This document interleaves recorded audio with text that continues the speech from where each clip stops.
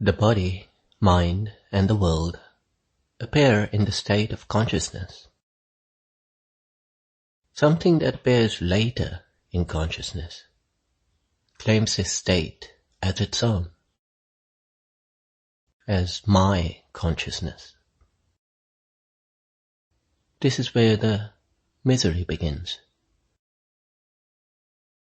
when this false identity is taken to be the self.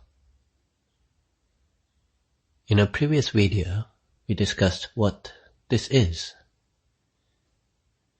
It is the ego, a thought process gone rogue,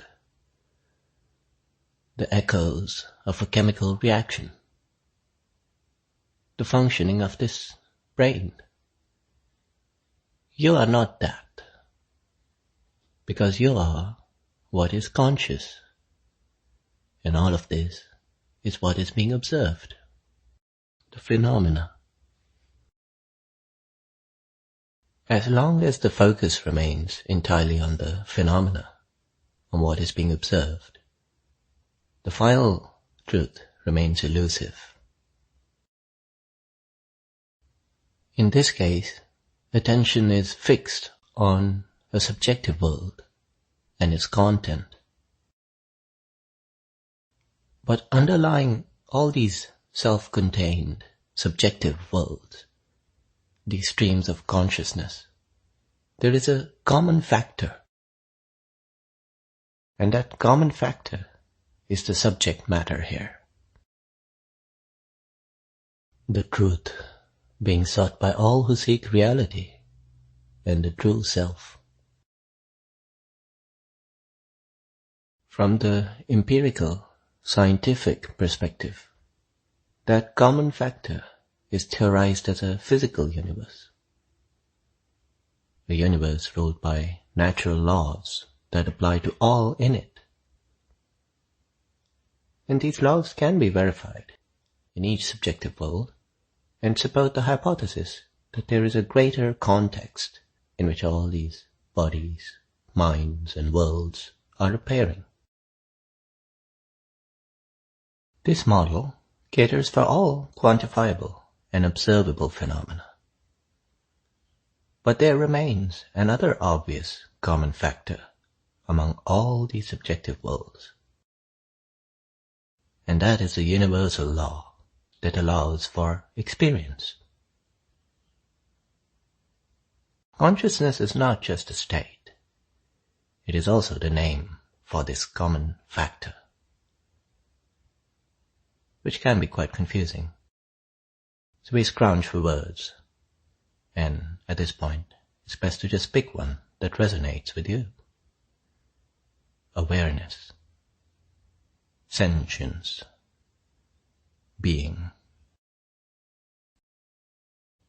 No body or mind or world can be known without this factor. But since experience is entirely qualitative, the factor that allows for experience, that makes it possible, cannot be quantified either. If we have no way of representing joy except by feeling joy, how can we represent what makes the joy possible? We can't do it with numbers or equations. The laboratories and the particle accelerators can't help us here. The common factor underlying all streams of consciousness is only known through the fact of knowing and feeling and sensing. In a way, this is similar to how the other forces of nature are known, like how gravity is known by the quality of mass, the feeling of weight, and how electromagnetism is known through the presence of light, the qualities of light and electric charge. In this way, experience is the natural process being observed here, and the common factor consciousness or sentience is the force of nature. But there's also a clear difference here, and that is that experience is not known through third-person observation, cannot be known through third-person observation. It is known intimately, first-hand. So while the other forces of nature, being discussed by physicists and so on, require evidence, empirical evidence, the common factor we are talking about here is self-evident simply by the fact of knowing.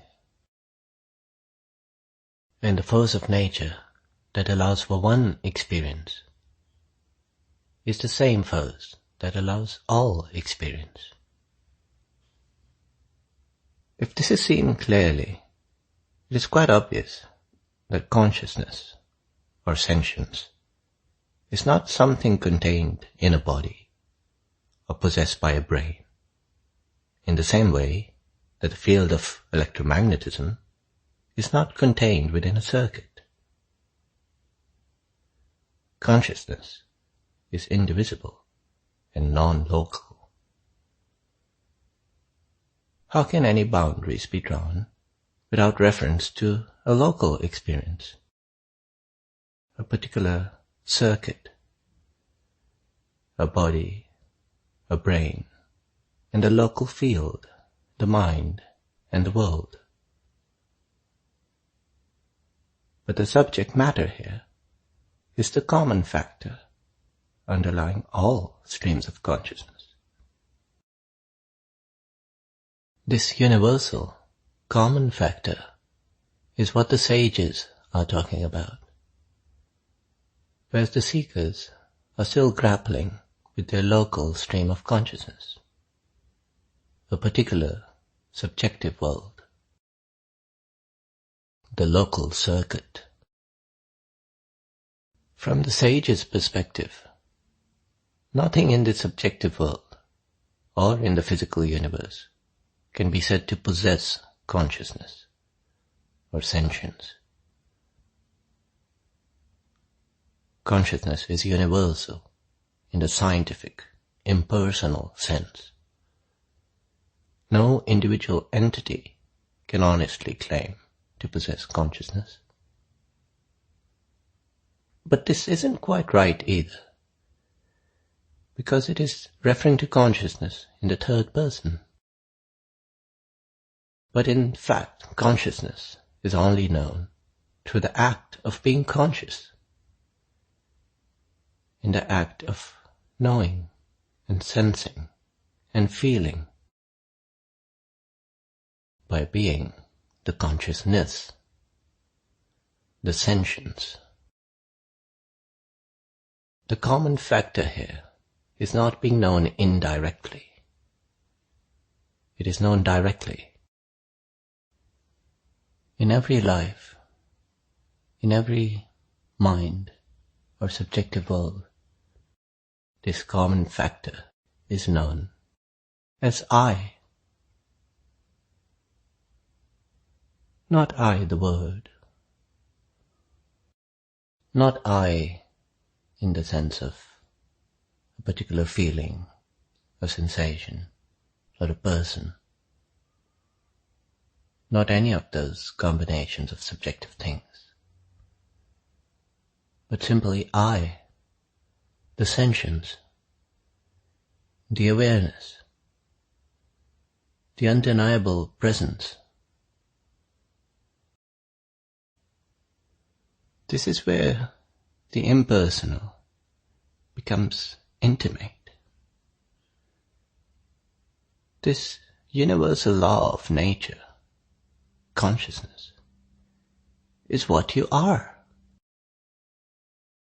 How absurd, and yet quite obviously true.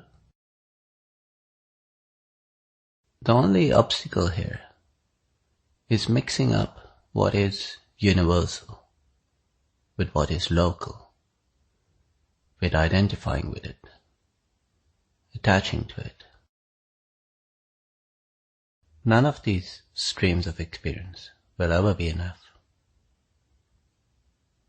Look at the totality of it, the truth of what you are. That is where you'll find peace. This is all yours. It is all you.